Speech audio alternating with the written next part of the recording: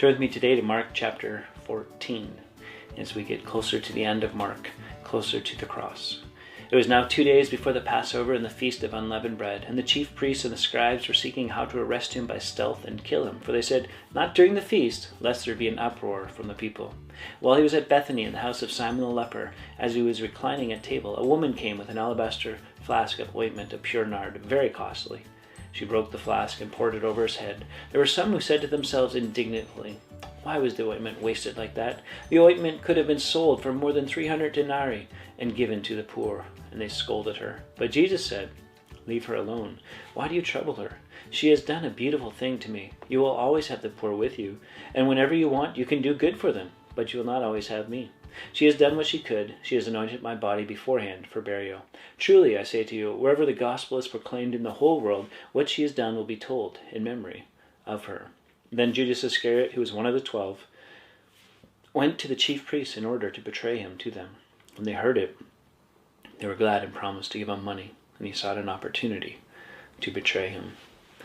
So the religious guys, the chief priests and the scribes, are looking to kill Jesus, but they're thinking they're going to have to wait through the feast period because there's too many people, and the people held him in high regard. And so then the back end of that is Judas agreeing to betray Jesus for a sum of money. Sandwiched in between is this woman with this flask of ointment, this perfume that she pours over the head of Jesus.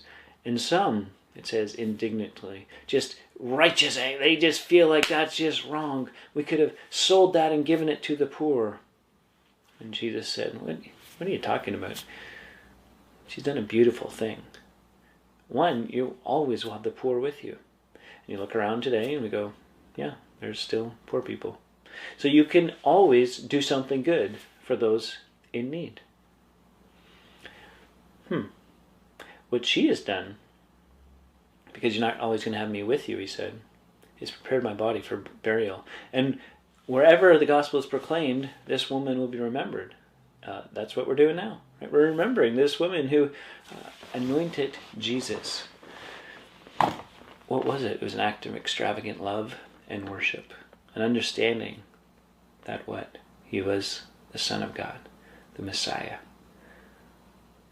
Complete? No, probably not. But devoted? Definitely. Worshipful? Undoubtedly. What does that mean? What is that supposed to look like in and for our lives? Well, how we spend our money matters.